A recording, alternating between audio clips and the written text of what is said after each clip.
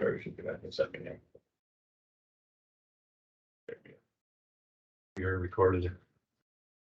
Call the March 13th Highway Committee meeting to order at 8:40. Roll call. We have everyone present except for Brian Johnson, which is excused. Approval of minutes for the February 14th. Their motion. I'll make that motion. I'll second. Motion been made and seconded for the February 14th meeting minutes. Any discussion? Do the next one then too. February 19th. Oh, February 19th one too. Yeah, I'll do that. You want me to? You can have them separated. Okay. Any discussion on that? Not all in favor of the February 14th? Aye. February 19th special meeting. I guess I forgot about including that. Make a motion. Acceptable. Say. There. Any discussion on that one? If not, all in favor? Aye. Aye. Motion passes. Public comment? None. Nothing for me, okay. On you. We'll start with the highway shop operations. Obviously Brent's not here today. He's out, so I'll let you guys know what's happening. I apologize I didn't have a PowerPoint presentation, but obviously the mild winter continues. I don't believe we've been out any time in March yet. Plowing snow, that's not to say it can't happen. But looking long term, it looks good. So brushing, cutting trees, brushing on state and county roads continues. We are filling potholes, fixing guardrail damages as necessary. I believe we got the spray patchers out. Both done. Well, they're not out yet, but they're They're- already ready to go. We're just waiting to get some oil. Yeah, so we'll be getting those spray patchers out and about. We finished stripping some topsoil at the Albright pit, so we can expand our operations for gaining some more salt sand for the winter months, starting this, it would be next year. But we have time to do it now. We are gonna start the process of stripping some topsoil at the Finder Quarry, which is our lime rock quarry. So we're gonna look at blasting this fall. And then trying to screen some more lime rock for road construction projects as well as some maintenance projects. Later in the fall and then crushing probably next year, so. Seasonal weight restrictions, we did remove those last week Thursday, right or wrong, we're usually right or we're wrong, so. Both.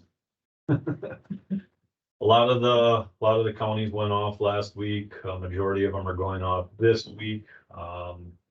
There is some up north that are gonna continue whenever, so. Did the roads come through the winter there in pretty good shape? Cause some years they break up more than normal. We had one road in particular that did not have a seasonal weight restriction on County Road I north of Sand Creek that I guess got beat up pretty good. Okay. We had to put some lime rock on the road just because it started heaving and pumping, and so we're gonna have to address maybe putting some patches up there this summer. And obviously we're gonna monitor the weather. I mean, if who knows, we get a few weeks cold spell and snow again or whatever we're gonna do, we can always put the seasonal weight restrictions on again, but if we don't want to, if we don't have to. That's pretty much it on the field side. We are working a little bit on the pedestrian path. So by adding some silt fence in, so we don't get a little bit of excitement from passerbyers that see some exposed topsoil and potential erosion. So we put the silt fence in just to help us.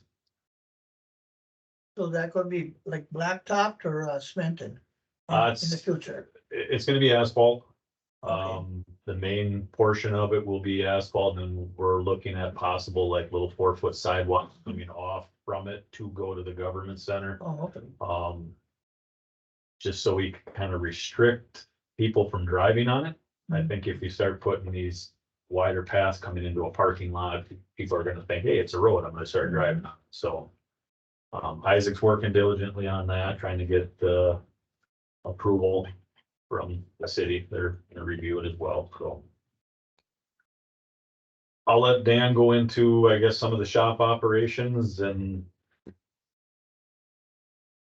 Yeah, well, we've been working on a lot of, our equipment for the summer and gaining a lot with, not having to fix so much on the plow trucks, which is good.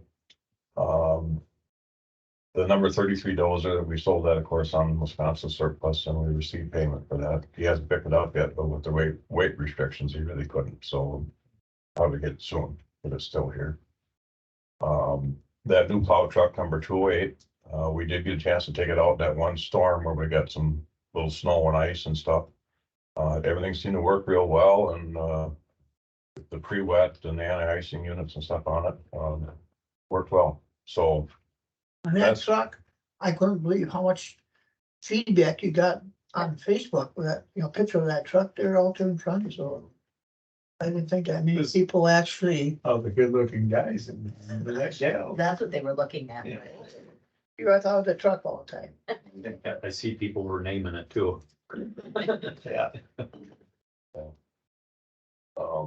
So yeah, so that's truck, that truck is doing well. We do have it back in the shop right here. We're mounting a toolbox on it for him, so he can put his chainsaw, gas can and stuff on the inside of it. And a couple small little adjustments on it. I don't know if you want me to talk about the dozer, if you're gonna talk about that. Go ahead. Dustin and I talked it over, and we took 3 of our operators over to Eau Claire, over to Komatsu, and they tried the Komatsu dozer out. Caterpillar brought their dozer over here for us to try out. Well, actually, it was one they had over there. It wasn't exactly what the one we were getting. And the guys tried that out over here. Their consensus was either one of them is a good dozer. They could see a little better, they thought, out of the Komatsu, but really wasn't really anything. We had our mechanics look at it, and as far as service, stuff like that. The mechanics really felt that the Caterpillar was way easier to service, the way the filters were and everything on it, out in the open. So Dustin and I talked it over, and we decided to go with the Caterpillar, which was $2,000 less, I think, on the quote, right about that. And then also with that, I added in the bid specs to spec us out a hinged cooler on it to clean it out. Because just to make it apples to apples, because that was in the bid, but anyway. Because Komatsu has a hinge, their coolers are in the back of the machine. And they're hinged to swing them out, so they're easy. Well, on a Caterpillar, it's in the front of the dozer. And then they give us a quote to hinge that, which really isn't necessary, that much on the front. So that was a $5,500 option. So we took that off, so then that brought the price down to, I think, 181,915 or something. So it was about $7,600 less than the Komatsu total. It is out here in the shop. We gotta put some decals and stuff on it. It did arrive. So if you guys want to look at it after the meeting and stuff, you're welcome to walk out and take a look at it. The sign truck, we did get the cab and chassis and brought it back here. We took the bed and equipment off the old one and stripped it down, and we sent the bed and equipment over to Indian Head Truck to have it sandblasted and painted, so it's all gonna be just like new, And they were supposed to paint it yesterday, so hopefully we'll get it back maybe tomorrow if they, And then we've already had the new truck in and put the radio and the distance meter and everything else, wire a lot of stuff up on it that we could, ahead of time, so it'll take a lot less time to put the bed and everything on it, but it should make a really nice truck. So was that the truck that came from California? No, that's the one we went over to Gunderson. Oh, yeah, okay. In Osseo, that was the one for the special meeting. Mhm. I did have a request to name that one. Okay, We named the new side truck, they said. sure. Yeah, the bucket truck, that's the one that came from California. We've gotten that out, and it's been out for a couple weeks, I think now, maybe more. And the guys seem to like it, and they should. It's a nice truck, but that seems to be all working well, which is great. That 834 skid steer, we still haven't got a check yet or received, that we haven't got the insurance squared away on that yet, so we still haven't done anything with that.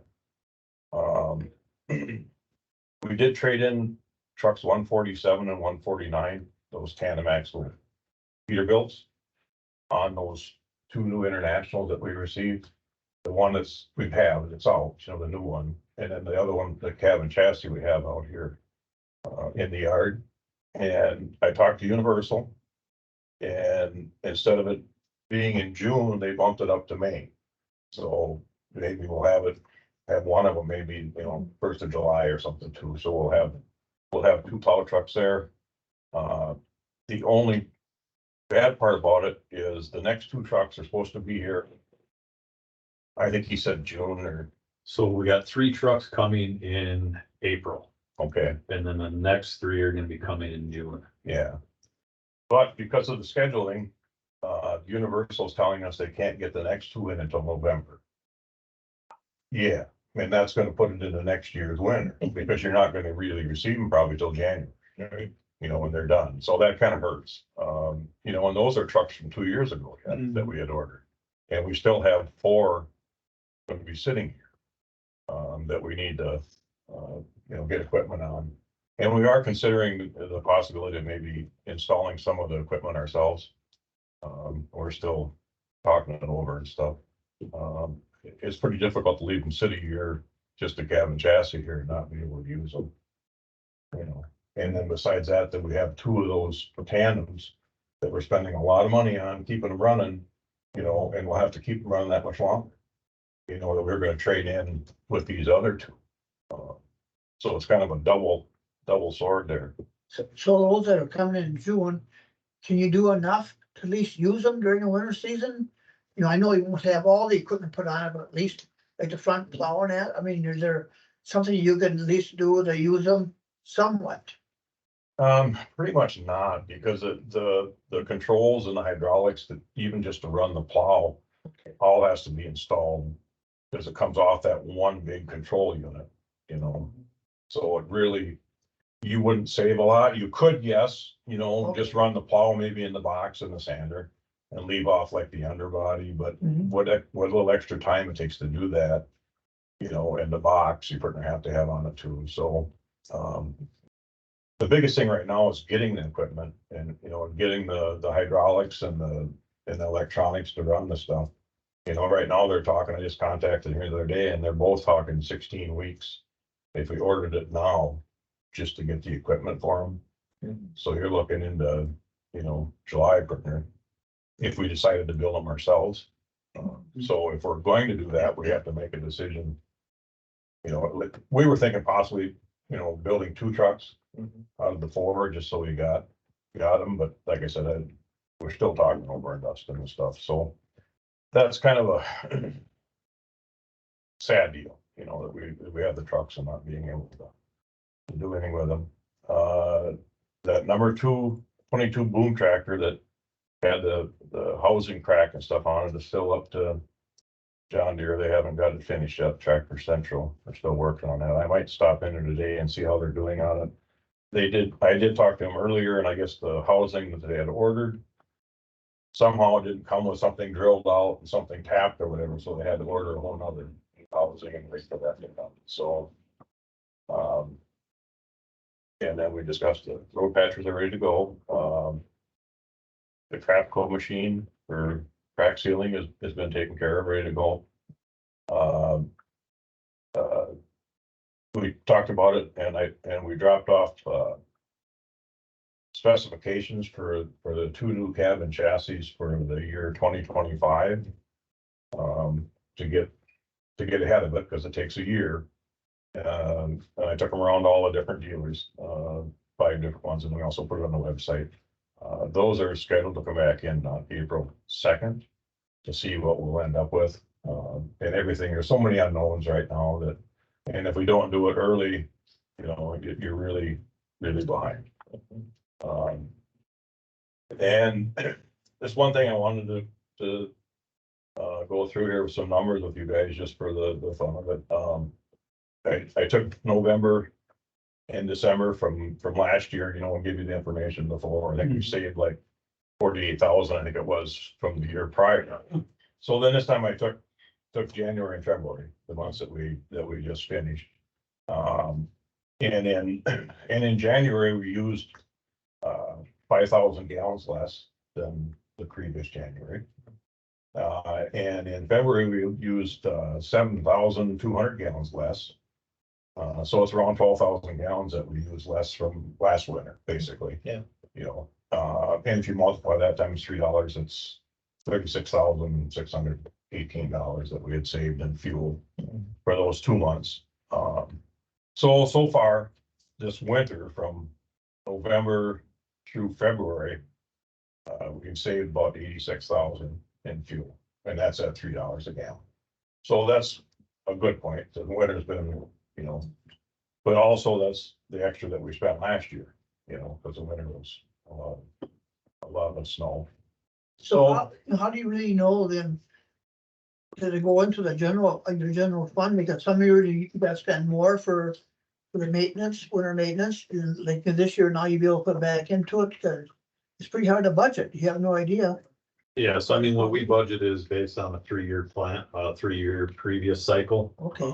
So that's how we budget it. The money's not used, it stays in our fund. Do you have to take it forward? Is it a line item at the county board, or you just, So I guess that's a discussion I was gonna present probably next month. I just wanna show you what we've used for winter maintenance costs. okay, Like, typically we budget right around that 1.4, 1.3 for winter maintenance, and if I had to guess, we're gonna spend far less than that. So do we take that money and keep it and roll it into next year and help reduce our budget? We don't know. Or do we utilize that and put it into our road system that we obviously need? So that'll be a discussion we'll have to have. But yeah, right now I have not run the numbers. I was gonna wait till winter was officially over. If we can get through March here, so. Yeah. Only one last thing, I guess, is our paver at 1439. We took it over to Roland, where we purchased it at for its winter service. They did come back and said, it looks like our screen needs replacing on it. And looks like there's gonna be some major expense spent on that. So I haven't know what the total is yet, but just so you're aware of it.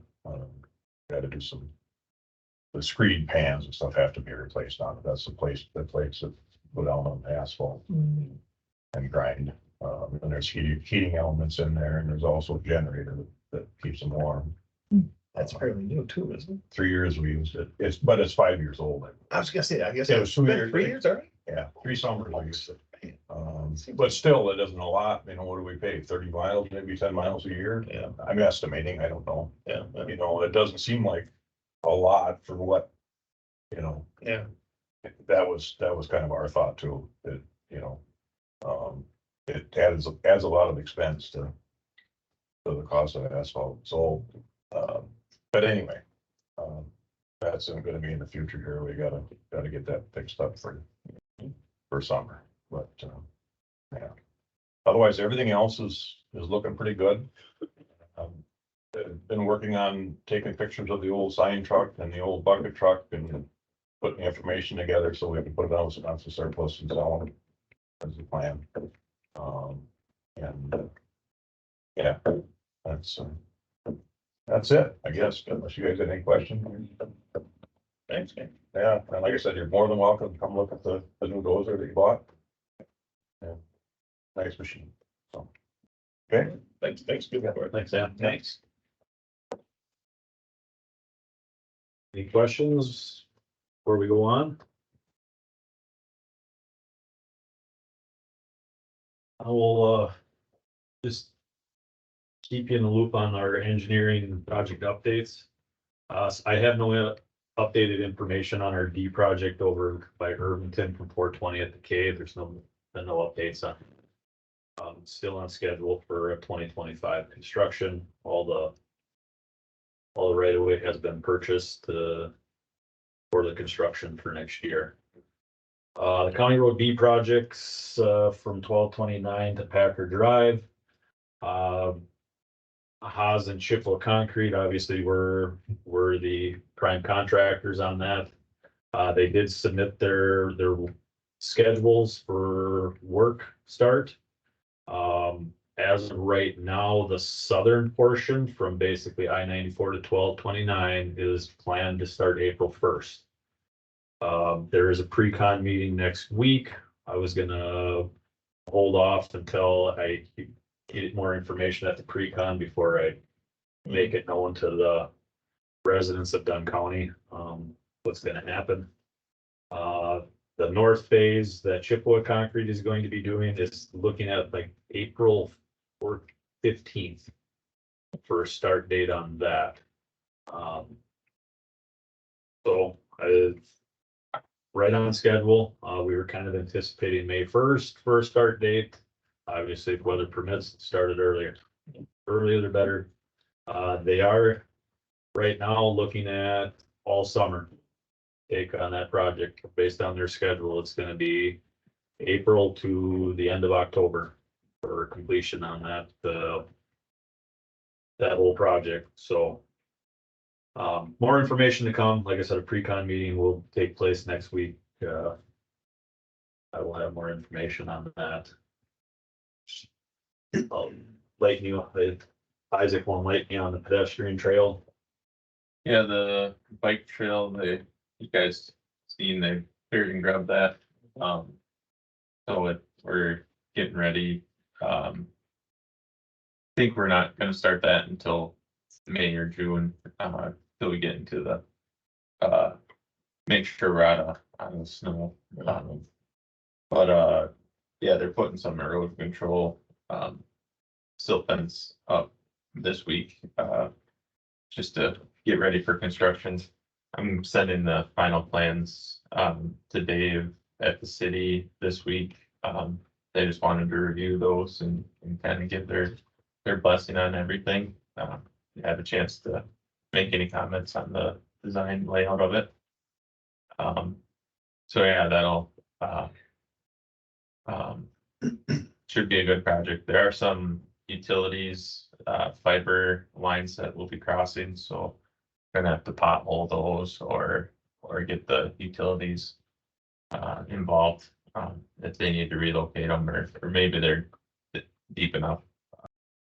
Fiber's probably 36, 48 inches deep, so hopefully we'll be able to build across those safely without having to wait for utility relocation. So don't want me to talk about other projects, but so County Road Z, down in Old Galley from 90th Avenue where we left off last year into Old Galley. Working on small portion of design from Y into Old Galley. There's some site distance. Some residents down there commented when you're sitting at Y and looking south, there's just enough of a dip in Z that cars can kind of hide in the dip. And so if you're turning off of Y onto Z, we're looking to make some improvements there at the intersection. So people see cars better. The guys have been doing soil borings on our paving projects this week, so we have the existing pavement information, and we'll do a pavement design on those. Just verify if it's 3 inches or 3.5 inches is sufficient. And then 2 weeks ago, we bid out our materials for construction. Culverts, seal coat oil, pavement markings and asphalt. Base course, so had a couple of days where we had like 8 or 9 bid openings, so got most of that lined up, and I think Dustin's gonna talk more about those later on. Structures under 20, so the DOT is having us inventory, inspect all our smaller bridges or large culverts. Jay Thompson's been out doing most of the, well, the county system's complete and we're about halfway through the town. The town's about 11 out of 22 townships have requested that we inventory their roads too, so, and we're about halfway through the towns that have want us to do it, so. Getting there on the inventory side and then we'll inspect those throughout the rest of the year and next year. And I believe approximately we had 80 So, yeah, 80 structures roughly that fall within that category just on the county system. those all have to be inspected and Yep. Hopefully there'll be some funding coming from DOT Yeah. eventually to help offset some of these costs. Cause I didn't like realize that anything under 20 foot is called a culvert and not a bridge. You know, I thought, well, there's a bridge there, it should be a bridge, but no, it's. just a what I've been It's gotta told. be greater than 20 feet. Did the town of Colfax contact you, do you know, remember, or not? For Um, inventory, I have to look at the list. I'm pretty sure they did and they want us to do it. okay. Yeah. I know we talked about it, but I didn't know if it was done or not. Yeah, and so we'll start submitting that information to the DOT and so we can get reimbursed for that. Yeah, all that gets reimbursed, so. Yeah. And just some other things we've been working on, some box culvert or culvert replacements. County Road Double V up by, north of 64. There's a short bridge structure or 18-foot long bridge that we're gonna replace. So we submitted a design to the DNR. We may look at doing a metal box culvert. We had a concrete culverts designed and approved, but we might go back and think about doing a metal box. And then in Lucas, town of Lucas, we have a box culvert, so just been trying to coordinate the crane for that project and working with landowners out there. Is there anything else on your list? So I had on my list. Questions regarding any of the engineering project updates? Like I said, we'll provide information to the public on the start of the B projects and try to keep updates as much as possible. And we'll know more next week. It's not gonna be closed, I mean, there'll be. The month of May, B will be shut down at the railroad tracks. Yeah, at the railroad track, yeah. For approximately a month. That was kind of my question is, use one side. Yeah, it will be Go like bi-directional. this, and then once the other side's done. Figured that's what it would be, so. But it will be an inconvenience. After, will it be like one side you can use, so be like single lane and not double lane? Yeah. Right. So you don't have to drive way around the Rusk or around the glass. Only when the railroad shut down. That'll have to. utilize They're gonna do the- both sides at the same time then? Yes. The railroad. Railroad track, Oh, yeah. that's what I was wondering. Yeah, the intent is to get everything north of the railroad tracks completed in a month. Okay.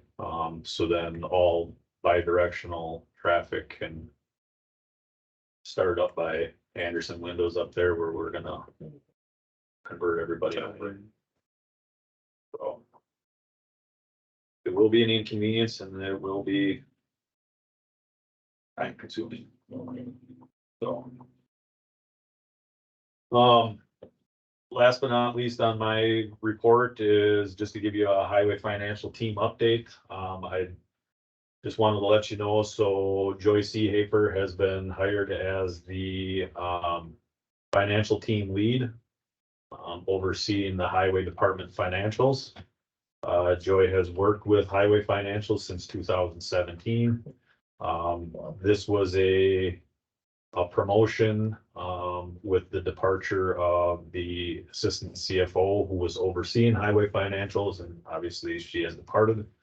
And It's great having Joy. She's already, making strides in open communication and financial improvements, stuff that just was, I would say, neglected and not necessarily completed correctly in the past. Like I said, she's diving in and she's making those changes right off the bat, and it's a huge plus. Obviously, you saw some renovation work coming in the front office here. Looking at trying to get more of our financial department in person here. As more of a hybrid. Working from home and remotely, as well as coming into the office as needed. So is that a full-time job?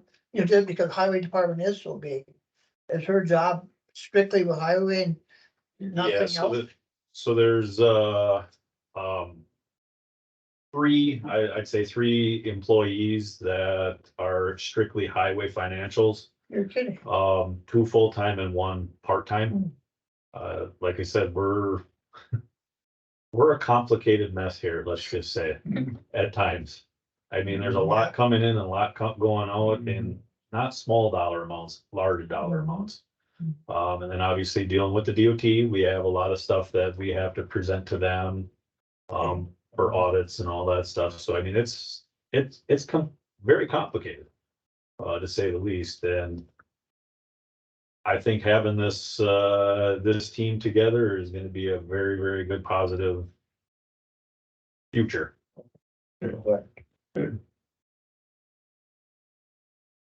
And then, in my packet, I guess you haven't seen it, but I have not presented our financials. We're typically like a month or two behind. Typically, so we're looking at presenting that here in April. So we have some numbers to go off of, because currently there's not a whole lot I can present to you. Yeah. So I'll be presenting that in next month's meeting. And then also I just wanted to reiterate, I will be presenting to you our winter maintenance costs, just to show you the numbers on that. Like I said, I was gonna do it this month, but there's a lot in the packet already, and it's like, let's just wait another month. So it gives you a little bit of update on that.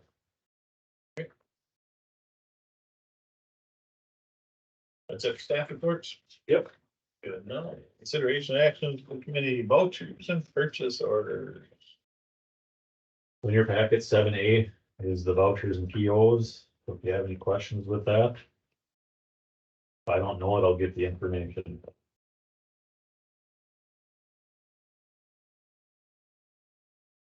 There a motion? Oh, what? Arrow Terminal, what's that? Quite a few of them, is that a supplier? It's a Arrow Terminal supplier. Dustin's helicopter pad. Never heard of them. It's something to do with shop and equipment. Parts. I'm sure it's an online. I mean, I could look into it, but Never heard of them before. as you can see in our vouchers, we did, complete the bridge aid to the towns, the ones that applied for it. In 2023, we levy for it in 24. So that is, checks have been cut and sent to the towns that have applied for bridge aid. And bridge aid is any drainage structure 36-inch diameter or greater. They get 50/50 reimbursement. There a motion for this? I'll make a motion to, approve the vouchers and purchase orders. That's second. Motion made second. Any discussion? Actually, no. If not, all in favor? Right? Aye. Any opposed? Motion passes. 7B, asphalt material bids. As you can see in your packet, we had one bid for asphalt materials from Monarch Paving. The price of asphalt materials did go down slightly from last year. I believe it's about $1.50 roughly. Reduction, so every little bit helps.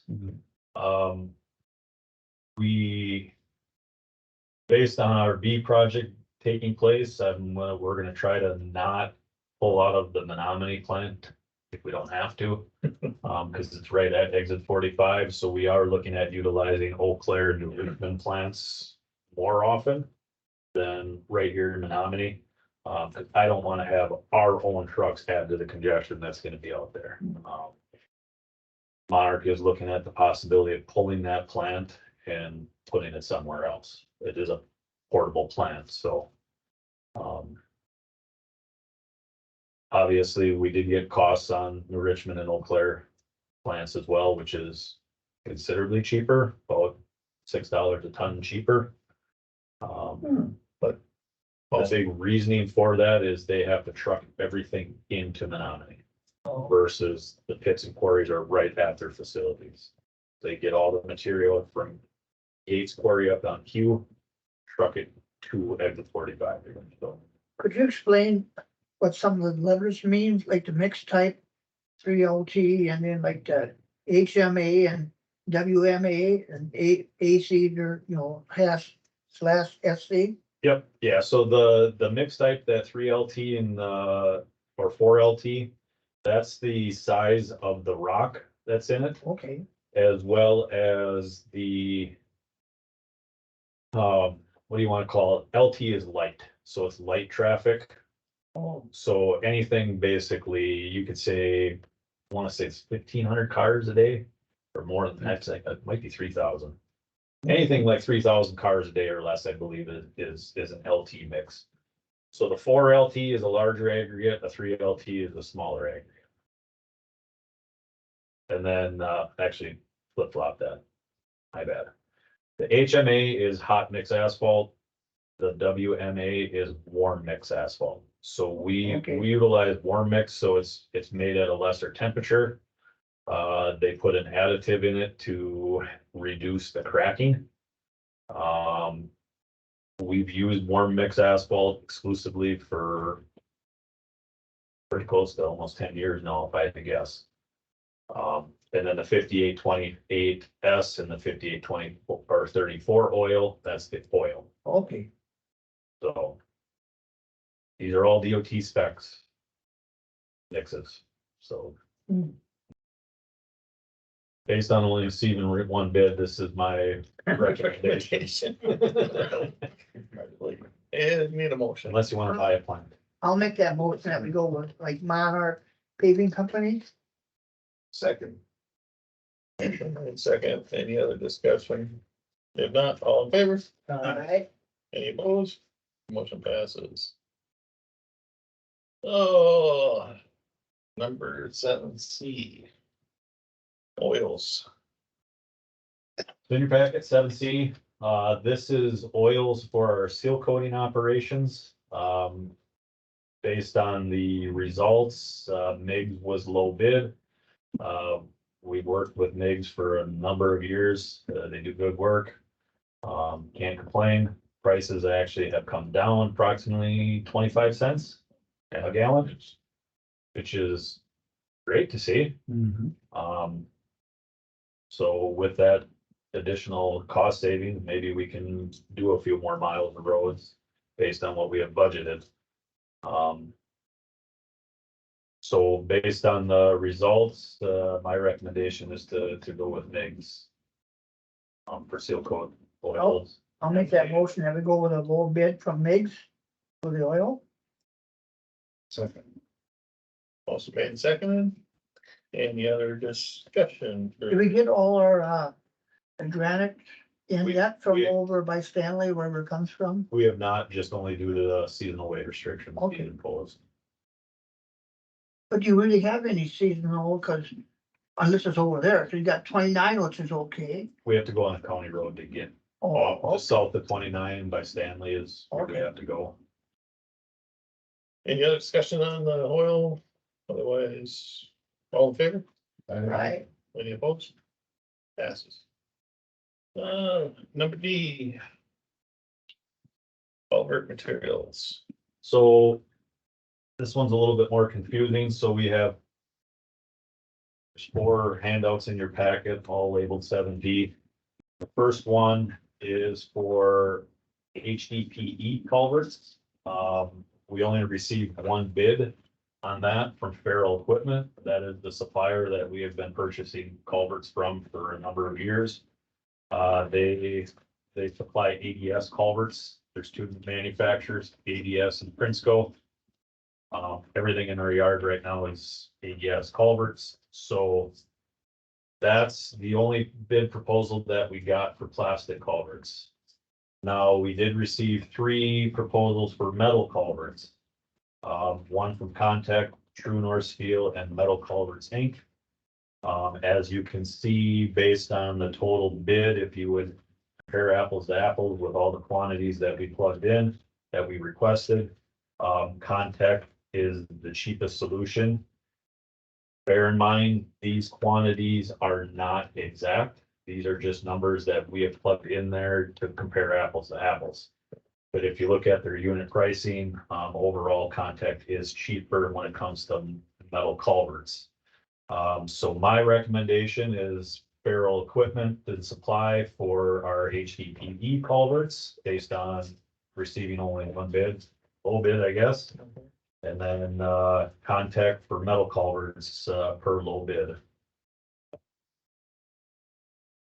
Your motion on that? I make a motion to accept the low bids.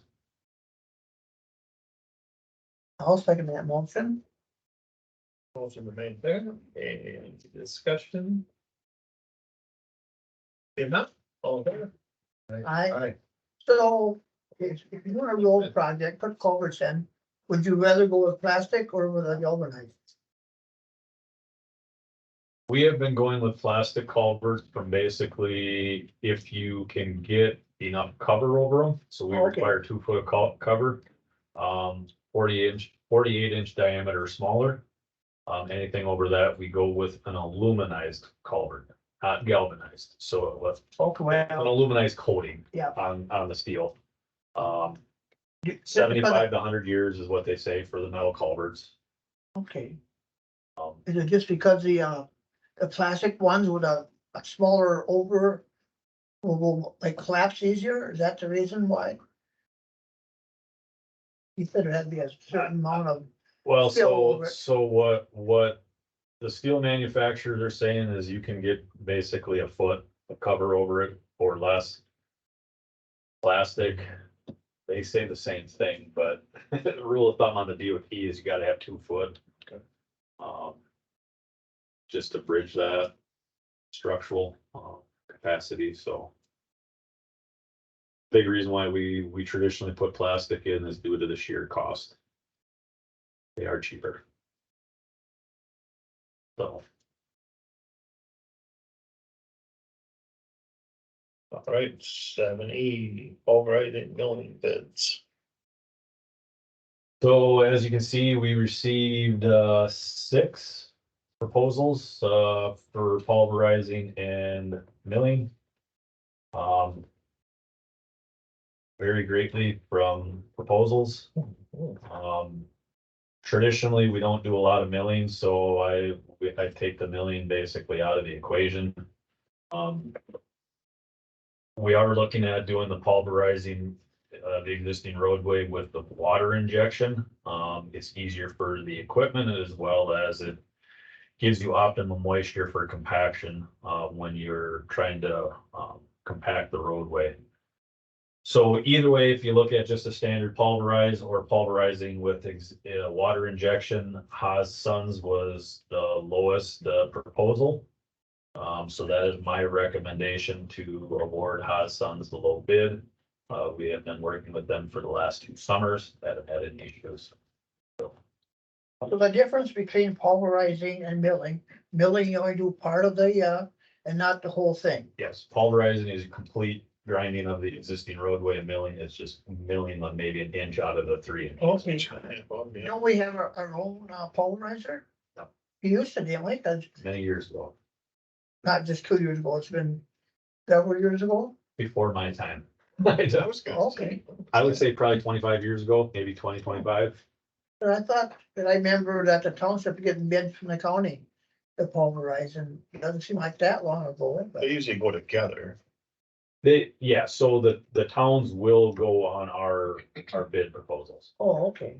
So the contractor knows this, that we will do all the coordinating and they get the same contract price for the towns. Yeah. But the only concern I have is sometimes it seems like we're bidding out too much of the work that should be done in-house. You know, obviously it's comes to a point, and what do you do with all the employees? The problem is that's a very, very expensive piece of equipment to maintain. So Yeah, they're. For- if we were doing a lot of miles of roads, I could justify it, but when we're only doing 10 to 15 miles a year, it's not justifiable to own that piece of equipment. Let Haas and all these contractors deal with the cost to maintain it. Because they have a lot more miles they can do. To get the money out of their equipment. Yeah. Okay, no, as long as you're getting 6 bids, I would think that would be pretty economical. I'll make a motion to go with Haas and Sons for pulverizing and any milling needs. I'll second that. Motion been made second. Any discussion? If not, all in favor? Right? Aye. Any opposed? Motion passes. Pavement markings. In your packet, 7F, we had 3 proposals submitted, one from Century Fence, one from Farner Asphalt, and one from Sir Lancelot. That is the company that keeps doing. We do have proposals for, we call waterborne paint or hot paint, which is basically a water-based paint versus an epoxy paint. Obviously you can see there's a very, very large cost difference, with water-based versus epoxy. We've elected to utilize waterborne paint or, water-based paint for many, many years. We can probably paint these roads every year versus at the same cost as painting it, every 3 years for epoxy. Based on the proposals that were submitted, my recommendation is to go with Farner Asphalt, per low bid. We've had Farner Asphalt complete our pavement markings for 5 seasons now, I believe, Yes. 5 or 6. I think so. Well done. And have not had, I shouldn't say we haven't had issues, I mean. Weather does play a toll, you get later in the year, so. We do have a job that they have to come back and remark down on County Road Z and Q and W, so. And they stand behind that pretty good then? Yep. So is that epoxy? Because sometimes if you really look where you got your center lines there, then you actually tell there's less wear and tear on the blacktop, you know, when it finally does go, this looks pretty nice compared to, you know, so you get a little wear and tear on the epoxy, right? Well, epoxy has a lot more longevity. But I mean, like the underneath blacktop, you can tell the difference real easy, that I've noticed. Yeah, I mean, so DOT, state roads, they all use epoxy, so Okay, every state road has epoxy, paint on it. Obviously, we do not have that on the county system. Mhm. Epoxy does bond to the asphalt surface very well. Sometimes that can be a disadvantage. It will actually start taking the asphalt with it, oh, sometimes. And like I said, due to the sheer cost of this, we could paint our roads every year, and still be cheaper. No, I think than epoxy. I'm just kind of curious about that I've noticed. But when you drive a tractor down a road, I mean, you're not going that fast, you kind of look around and say, yeah, looks a little different there, you know? Yeah. See, being the highway knowledge, you look at all this stuff. No, I'll make a motion. We go with Farner for our pavement marking. Second. Motion's been made and seconded. Just wanted to make. For the epoxy paint, it's supposed to be 0.35 on that, isn't it? Instead of 35, not that it makes any difference, but I just wanted to make sure that was clarified. Yes, Anyway, motion been made second to go for, printer. Any other discussion? If not, all in favor? Any opposed? Passes.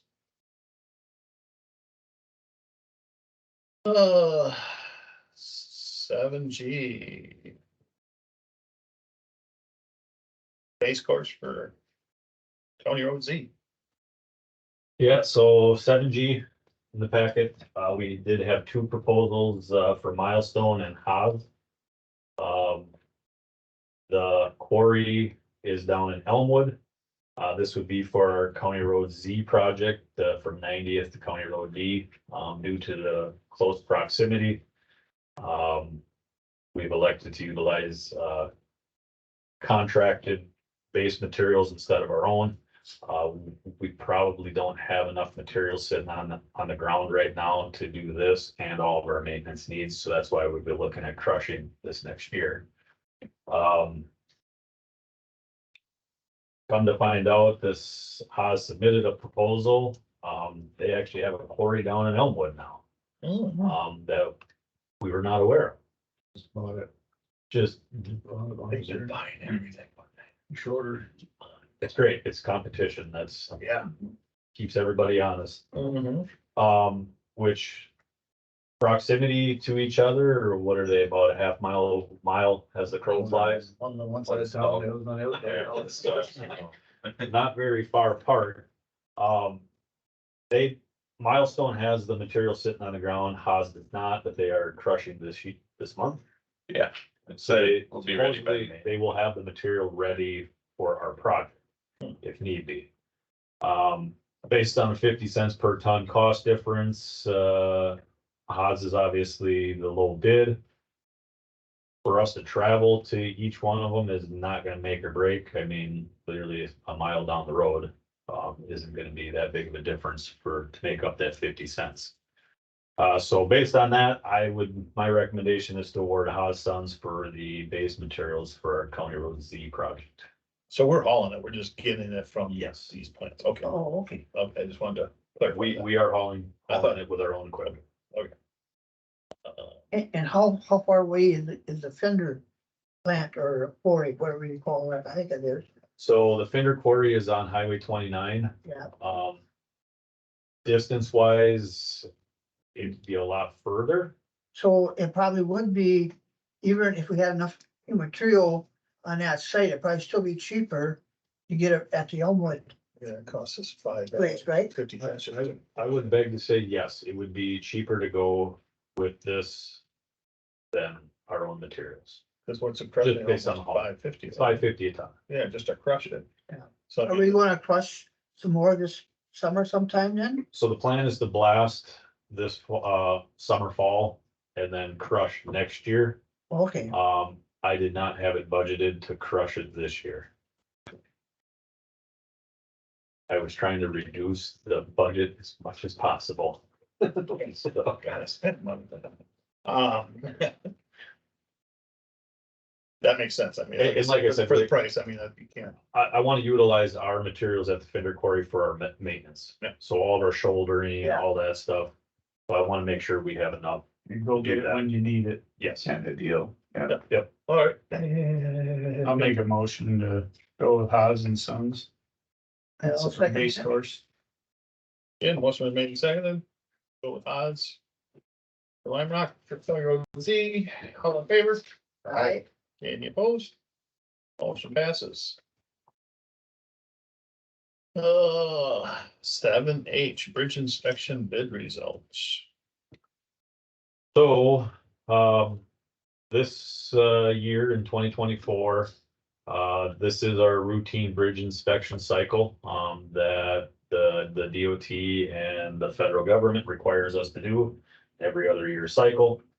So these are bridge structures that are 20 feet and greater in length. So we have 155 total bridges in Dunn County. That's including the city of Menominee structures. In our proposal, I included our structures, the town and village structures, as well as the city of Menominee structures. Obviously, we only received one proposal from KBIS LLC. They're a engineering inspection firm, let's say, out of Park Falls. They have been inspecting our bridges for the last 4 years. 3 years, I believe. The unfortunate thing is I'm a licensed bridge inspector and now Isaac is also a licensed bridge inspector who got last month, I believe. The unfortunate thing is Isaac cannot inspect bridges on his own. He's got to inspect 40 of them before he can go out on his own. Well, he's got 40 here. The bigger issue is getting Isaac and I out of the office is a challenge.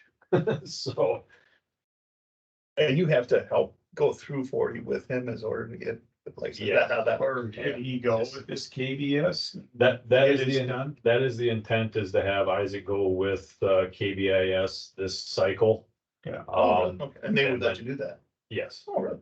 I've already told them. Yeah. Well, when we're putting the bill, and it's our Yeah. structure, we're going along. Okay, that's what I was wondering. If that, I mean, sometimes I didn't know if they, you know. The unfortunate thing with this whole process is the federal government is changing some requirements for bridge inspections that has to be completed in 2024 through 2028. So there's gonna be a lot more extensive inspection process on these bridge structures. We have to go through and re-inventory everything. We gotta do a lot more measurements. We gotta do upstream, downstream channel, surveys. It's getting to the point where it's gonna be a full-time job to do bridge inspections in each county. The cost, obviously, with these changes that NHI is requiring us to do as bridge owners, has increased the price of inspections. Last year it was $172 for a bridge inspection. Now it's $240. Jump. I did not have it budgeted for $240 per structure. It's an unknown, I'm sorry. You're supposed to have 20% every year. Oh, now that you gave me that okay, I'm gonna start adding 20% onto everything. Not gonna like that, but, there's an unfortunate process, so this is literally just to do the inspection. Now, as I stated before, I don't wanna get too far into the weeds, but we have to re-inventory some things, so the DOT or the federal government is requiring each state to do re-inventory all their bridge structures. That's a whole different process on top of the routine bridge inspection. KBIS has given me a cost of $240 per bridge just to do that. So we'd have almost $500 invested in each bridge structure. Mind you, the whole inventory process does not have to be done until 2028. But obviously the routine bridge inspection still has to be completed. Sure. What I'm looking at as a possibility, and I'm gonna look at the funding, and I know this is gonna be difficult for a lot of the towns and villages, because obviously we have 76, towns and villages have 79. They can hire their own contractor, they can do whatever they want. As the county, I'm the program manager for Dunn County, I have to make sure all these bridge inspections get completed in a timely manner. If the town doesn't do it, we are forced to do it. Fortunately, they have to pay for it regardless of who does it. I was looking at trying to maybe separate the inventory phase of this. Maybe just doing the county system now and maybe have the towns later. But I will leave that up to the towns on how they want to proceed with it. Like I said, right off the bat, we're gonna have to have a budget adjustment, just to do the $240. I believe I had on there like 185, or I don't remember what I budgeted for it. And that's based off of last year's numbers. We didn't know what this whole change was gonna be on the federal side. I actually just had to take a refresher course last week just to be recertified as a bridge inspector for 3 days. It's a lot of changes. And like I said, it's gonna be a full-time job to just inspect bridges in each county. It's what it's getting to the point. Do you have to be a certified engineer to be a bridge inspector, or can you train somebody? You say it's almost a full-time job, well, I You can looking get, for a job or what? no. So I asked Security you is this, abs- somebody, like one of your employees, train them. Summertime, he's strictly bridge inspection, and then wintertime, maybe you gotta let like a snow route, when they don't do the bridges. So my, Is that possible? my intent is to get an engineering tech in here. We're still hiring for that I was position. just gonna say, I was just gonna ask that question next, is if we were budgeted for a, We are Okay. budgeted for a tech position and this that year. still is open. Still is open. We actually had a candidate applied last last week, that we are gonna interview next week. Who has engineering tech background. Which Um, It's nice to have. the unfortunate thing, what we're seeing in the engineering tech world is wages have skyrocketed. We've offered a number of employees or individuals, and we can't match what they're already making. So that's an issue we have to try to fill this position. We are looking at maybe if we can't fill a full-time, maybe we can get a summer intern in here to help out doing some of the stuff. We're looking at options. Because then I would suppose, if you did have like a regular employee be all trained in that, and he's gonna say, I'm doing this work, but I can go on a private and get paid, a lot more. So there's kind of a catch-22. Yeah, and going back to your question with the inspections, as an inspector, if you're a PE, professional engineer, you have to take a 1 week course, which is what, $3,000, $3,500, somewhere around that dollar amount. Goes through the DOT and the federal government. They have to inspect 40 bridges to be an actual licensed inspector where they can go on their own. If you're not a professional engineer, you have to take a 2 week course, same cost. And you have to be 4 years, yeah, I think there's a 4 or 5 year. 4 or 5 year period where you cannot inspect a bridge on your own. You have to inspect it with somebody. I think it's like 80 or 100 bridges too. As I say, I'm sure the bridge count goes up and. So that's the problem with just hiring anybody off the street Yeah. or picking an individual from the back. It really isn't gonna gain us until 5 years from now. Yeah, After the So mandate. or Isaac's already on the fast train here. Just need 40 bridges. if Isaac could inspect the bridges on his own and have the time to do it, I'm very supportive of it. It's the time commitment. Yeah, yeah. And he's only one man. Yeah. And like I said, it's, the requirements are just, I'm not saying ridiculous, it's just getting very time consuming. Obviously, with all these failures that are happening around the US, the federal government stepping in and we're getting a lot more stringent. So what would you say is your percentage of running the like highway department and then using your engineering skills? Is it, like more time spent just trying to keep the place going as working on a Personally- project or whatever? My time commitment, I would say, is 50-50.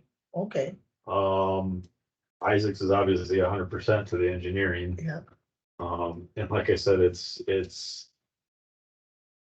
as of right now, it's very, very hard for two individuals to operate this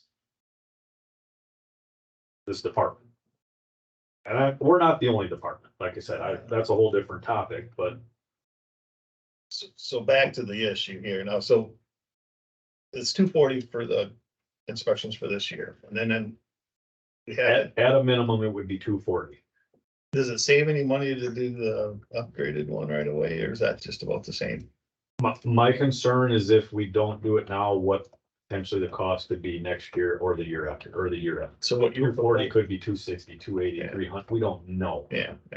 The one nice thing is the structures under 20 that we're doing, we are gonna get reimbursed for that. Right, Um, and that's not included in here though, it is not. yeah.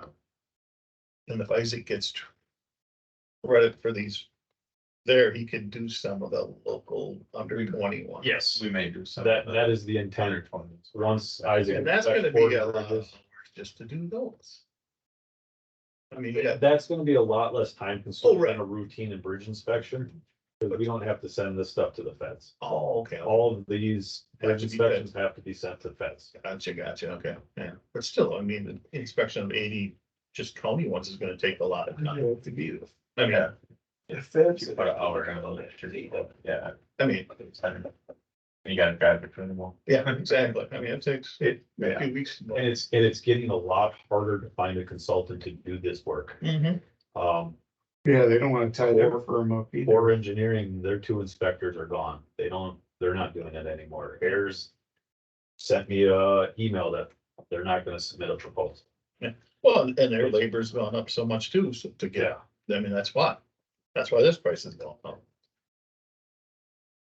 And I would like to get back into it where we're inspecting our own bridges, but right now we just can't get there. We don't have the capacity to do it. So, Would you, like, go with a cooperation with another county? Or because it'd be, they have all their bridges also. no, we cannot. We have to stay within our own county boundaries. We cannot go. Oh, okay. So, yeah. An inspector from Barron County cannot come to Dunn County inspector. So the proposal right now is to get this part done. As the routine inspection cost of $240, and then obviously if we have to do any dive inspections, that's an additional cost above and beyond that. Sure. And when I say dive inspections, what the requirement is anything 4 feet or greater technically has to have a dive inspection. 4 So feet of what? water depth. Oh, okay. So that's a lot of structures, potentially. We have not gone down that path. The only ones we dive inspect are, up by Jake's, by D&G there. Everything along the Red Cedar River. Basically is dove inspected. They gotta be inspected every year, every 2 years? So dive inspections have to be every 5, Oh, fine. routine bridge inspections have to be done every 2. Okay. So, At least ours do. Yeah. Some of the towns have a 48-month based on the condition of it, but we have elected to do every 2 years. You guys know how to dive? Don't want to get into that. That's a whole nother. I was just gonna say, I was curious. no way, Thanks. man, no way. That's a whole new ball You actually have to get certified to do that. You have to have a whole new certification. Sure. It's, no. Yeah, We no, I don't just wanna was get wondering involved. if you already knew how to do that. Not that I thought you should. I can sink like a stone. That's as far as I go. Well, then you could do the bottom really well. Gotta have a rope tied around my neck to get it back up. Yeah, So the, dive inspection, you only got, quantity is 1. Does that mean, but yet there's a lot of bridges over Red Cedar? So there's no dive inspection required this year, but I put it Oh. in there just in case. If they find a critical finding or anything that has to be dove, Oh, okay. I have the cost in front of it And that's how much it costs per dive, huh? per bridge. coverage. Any idea how many pylons you got, or what do you call it, that got being inspected? Oh, so it might have two So of that, them. like dive inspections, anything along the Red Cedar River structures. So we have, starting up in Sand Creek, you go to the MW, you go to, I don't know where the heck the next one is. Yeah, because like you're 64, that'd be state to take care of that then, right? Yes. I think there's six structures. You got the one in Sand Creek. I don't know why. Then we got the one in Dunnville. And then we got the one right in O'Galley that no, we have not inspected that one, or dove that one. Okay. Irvington is, yes. Speed. Okay, so the proposal is just for the routine maintenance, right? Routine bridge inspection. Okay, I'll make that motion. That we go with KBIS. That's the only bid, so. Second. motion been made and seconded to go with KBIS. for routine bridge inspections for the 2024. Uh, all in favor?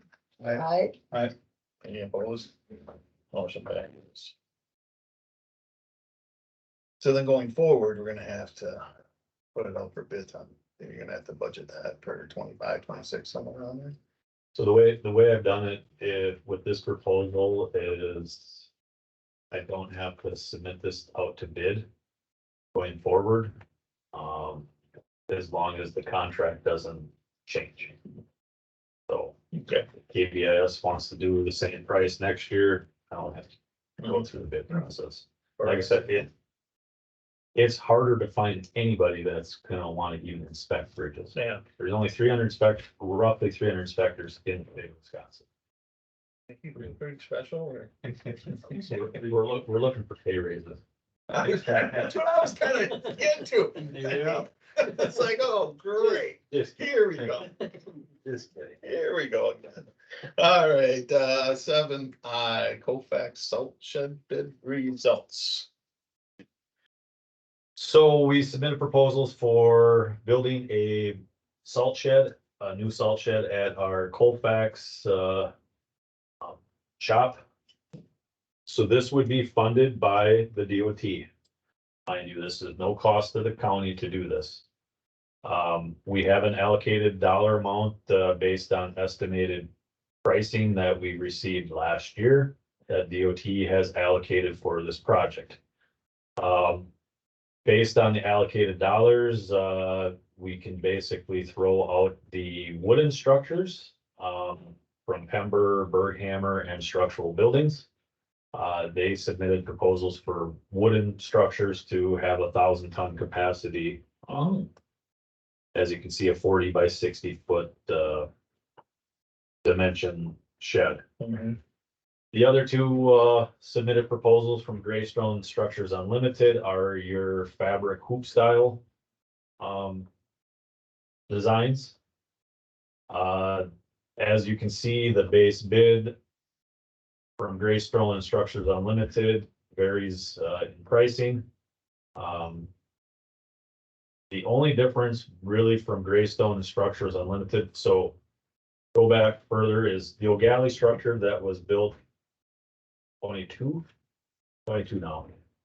That was a Structures Unlimited structure. So that was a DOT funded project that we built 1,000-ton capacity shed down in O'Galley.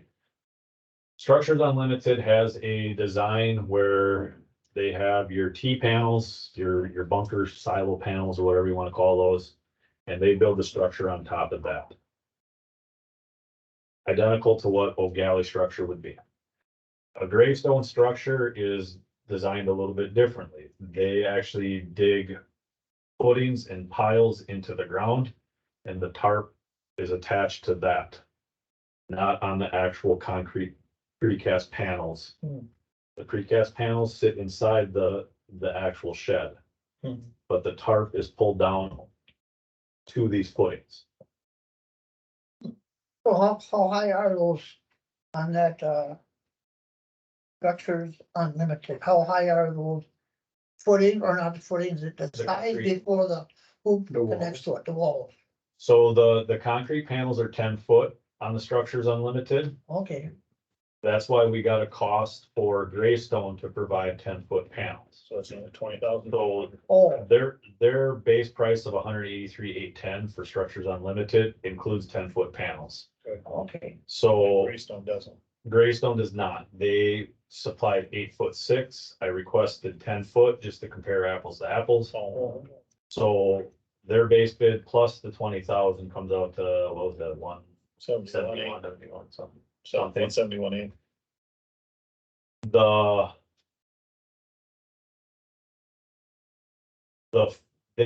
What Greystone did is they supplied in their cost. Their base bid, I should say, the cost to put a front panel on it. So we could eventually put a door on it. So it would basically have a front panel, tarp panel with a 20 by 24 foot door opening. They did not supply a cost for the actual door, but it could be built at a later date. So if we're comparing apples to apples, gray stone is actually cheaper for the structure. Mhm. It is a little bit bigger capacity. Um. And based on that, I've talked to other counties that have used Greystone. Greystone is a company out of Minnesota. Structures Unlimited is out of Stratford, Wisconsin. I've asked a lot of counties that have gone with Greystone and they have no issues. with it. No issues with the art style,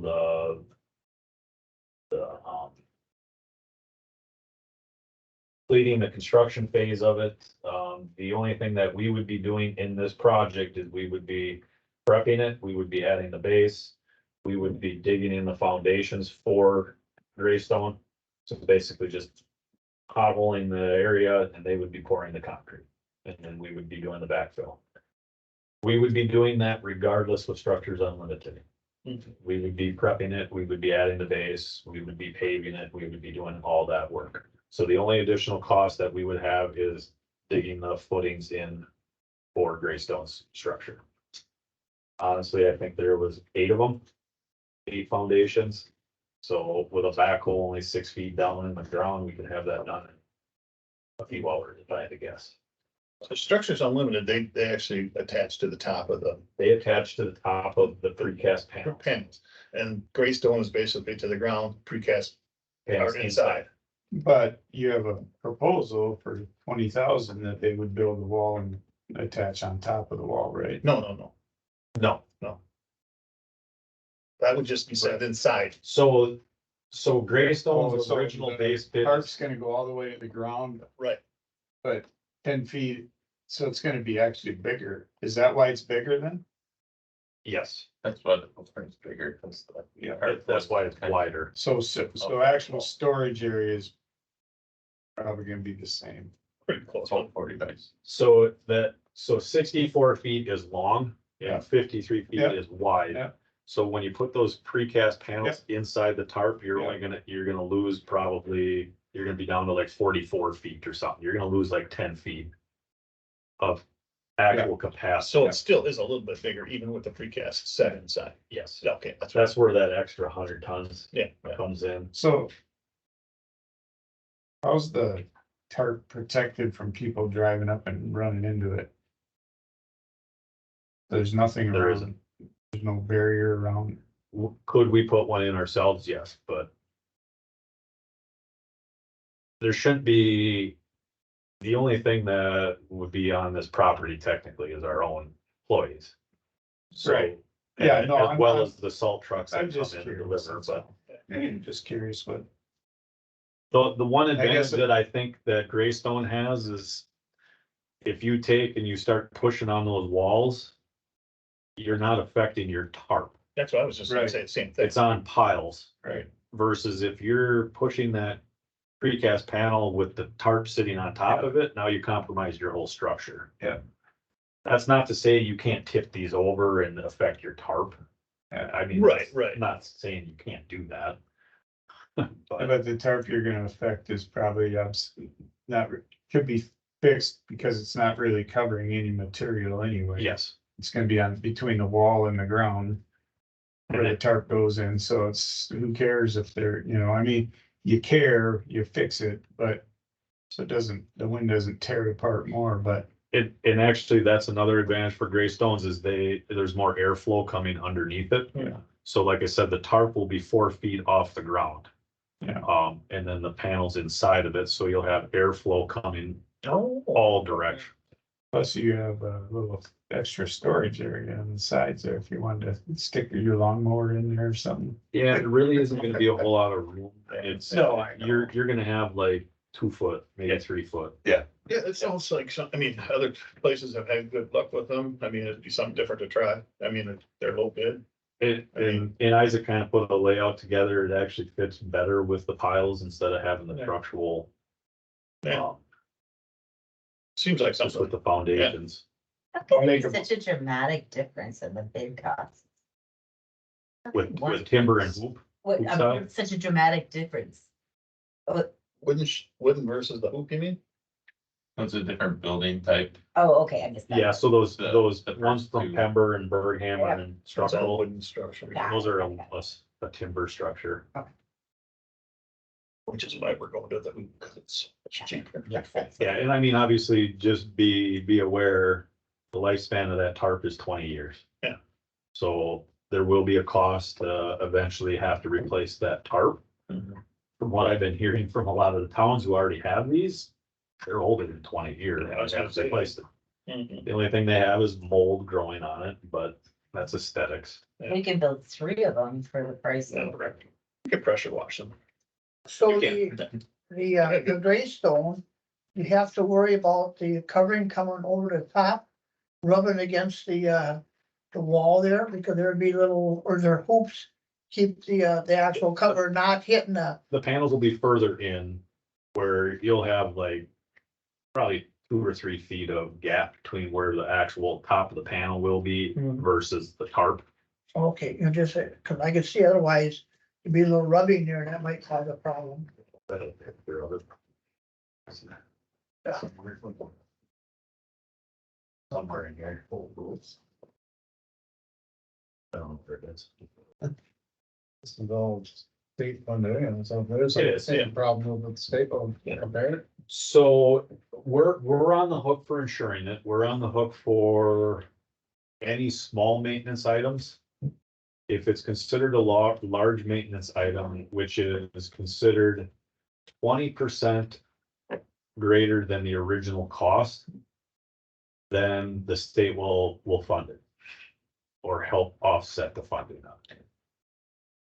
So the other question, so we need the front wall then too, is what you're recommending? What I'm recommending is we put the front wall on it. Yeah. So with the front wall in the base bid, it was 166.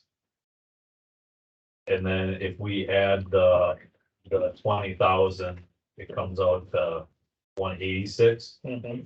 Mind you, Structures Unlimited does not have that front panel on it. So that was an additional Right, 16. 16,000. So Greystone is So technically so cheaper. if you compare apples to apples, Greystone is cheaper. Yeah, yeah, that's what I say, I think makes sense. And we have enough money that the state has allocated to this project. Mhm. So it's not an issue there. I'll make motion, we go with Greystone. For the, salt shed. Second. I understand that now Gary's gonna be putting all these up at the farm, it was like. Hay stories. Exactly. Motion to made seconded to accept Greystone for the structure of, Popex site, anyway, all in favor? I, Any opposed? Motion passes. Oh, I thought we should have did what you see Henderson's out there. yeah, no, that's what I was gonna say the same thing, On the get some storage. containers and put it on top of They it. put steel box containers and then have the Oh. tarp sitting on top of that. Mm-hmm. It's pretty unique. It's, Make it a you move. got 2 storage, you got more storage that way, yeah. I think the structure just seems a lot stronger attached to the ground. This way than attached to top of the, I just think it looks good. so how are the inside walls anchored? There's a little cement where it looks here on the drawing that kind of go over the out part of it. So, yeah, so this will all be asphalt paved and we'll pave it up to here, this notch. So you're gonna have like gravel base and then we're gonna put like 3 inches of asphalt That'll inside. help keep this in place and from being tippy. And this was the old one, but this has a longer leg out here on the backside. So that's gonna shove this in more. Oh, okay.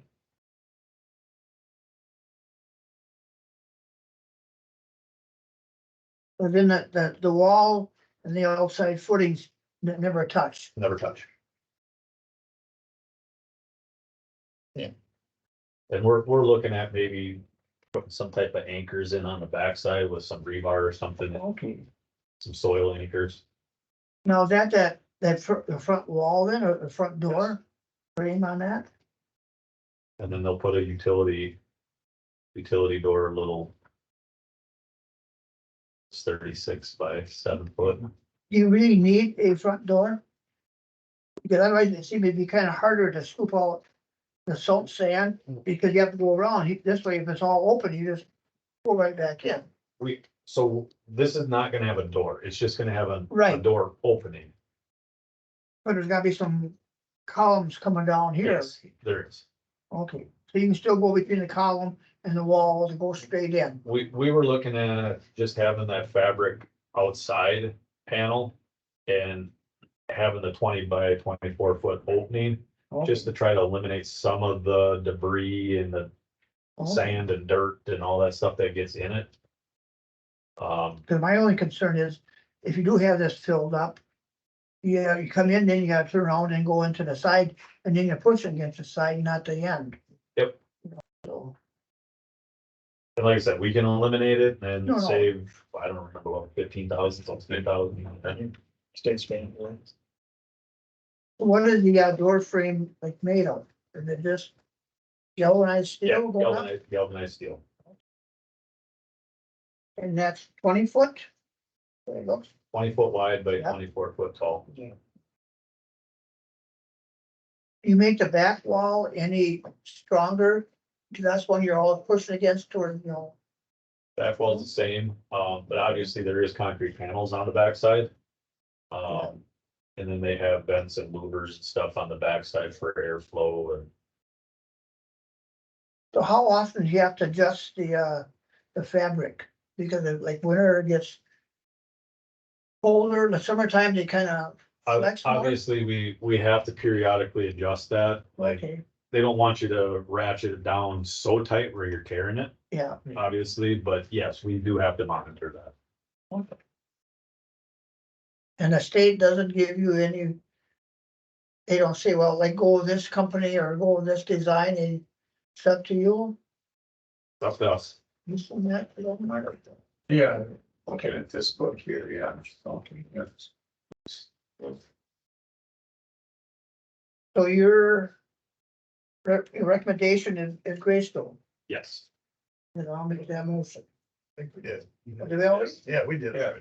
Mark and Gary. What was that? You're right. You said I'm. Well, I looked over stuff. That's okay. Okay. We got her done. Hey, sometimes we don't know where we're going. 7J. Highway bid analyst design consultant selection. So I put this in our packet, so obviously we sent proposals out for doing a needs analysis for a building addition to store our equipment and possible wash bay. The committee was comprised of myself, Isaac, Randy, Mark, and Chris and Dan Dunbar. We reviewed the proposals based on our proposal recommendation. We elected to have Cedar Core do the needs analysis and potential design for a building addition. I have spoke to Cedar Core about it. They are excited. They're willing to start on it as soon as possible to gather some data. I just told them to hold off until we get full committee approval. But Cedar Core put a proposal together that what we wanted. We requested a needs analysis, not a design. That's down the road, but they supplied everything that we requested. They're local, they're easy to get a hold of if we need to. They've done them before. They are working with St. Croix on a project right now with an outlying facility, doing a similar situation. So the committee that was comprised, we ranked and recommended to proceed with Cedar Core on doing that needs analysis and potential design. So that your needs analysis, is that gonna tell us be better to add on to one side or have it stand by its own? That's gonna be determined, and as well as what size structure we would need, Okay. what type of structures, cost wise, everything in the sun, basically. That we can take to the committee here and say, do we want to proceed or do we not? Okay. So, And they say how long it take? I had in the proposal that it has to be done by June, end of June. Sometime end of June. Just the analysis so that if we want to go into a design, we still have time to do that. Yeah. It was budgeted for both. Unless the proposal comes in for the design a lot more, but obviously they're gonna put a contract together just for the needs analysis at this time. That's where you gotta start, so. And, That was our recommendation to go with Cedar Court. and that's the final rank, did that have anything to do with the price, the estimate? There was no price. They did provide an estimated ballpark. Okay, And that was not a determination. It was basically how the proposal was sent to us for what we requested. Okay. And like I said, they all did a good job. Yeah, they're all, that's why the rankings are so close. Yes. I mean, it's that. Cedar Court stood out a couple of areas. Yep. That's why they ranked a little bit higher. So, motion, Make a motion, I go with Cedar Court then for our needs needs an- analysis. and I'll second that motion. motion been made and seconded. Any further discussion? Not all in favor? Aye. Any opposed? Motion passes. Resolution, and, number 8, resolution ordinance recommended county board. 2024 work zone awareness week. So last but not least in your packet, we put together a resolution, dedicating the week of April 15th through the 19th, the work zone awareness week. This obviously will be presented to the county board for approval. But it's just a little safety, advertising, let's say, for this. Have people be aware that there's gonna be work zones, out there and the employees working out there have lives too, and please slow down and work with us. We will be putting a poster together, kind of like what we did last year. It'll have a poster with the whole thing. We have not had time to get to that at this point in time, but, How often do you guys use like a little bumper truck, like, in front of where they're working just for protection? a lot. A lot? You got just one of those, you got a couple of those, or? We have 3 of them. Okay. We have 3 trash attenuators. The DOT purchased the first one and we got the next 2. I think that'd be a good- like a great idea. I mean, We utilize it, obviously, every time we're out on the interstate, we use 2 of them. okay. We're gonna be utilizing a lot more. Just because of the crash history and work zones, it just keeps going higher and higher every year. It's the, Cause they're so hard to Just work the on something. scariness of the Cars going by so less close. attentiveness going on behind the wheel. That makes sense. Speed too, yeah. more lights, more everything, more signage, whatever we can do to Yeah. get their attention. Like I said, individuals get complacent. We all do. Yeah. We drive the same route every day Yeah. and we all say, how did we just get here? Yeah.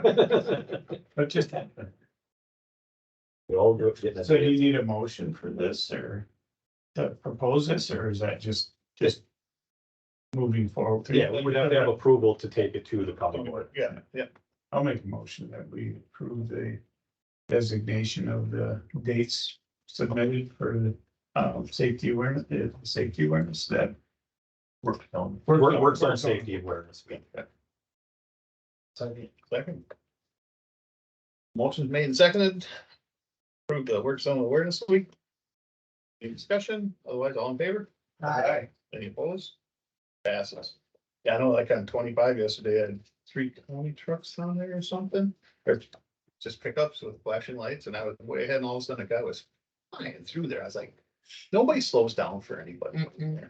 It's like, Right. anyway, that's, any other questions, comments? Otherwise, next meeting is April 10th, and we're adjourned. Gary, Darren sent an email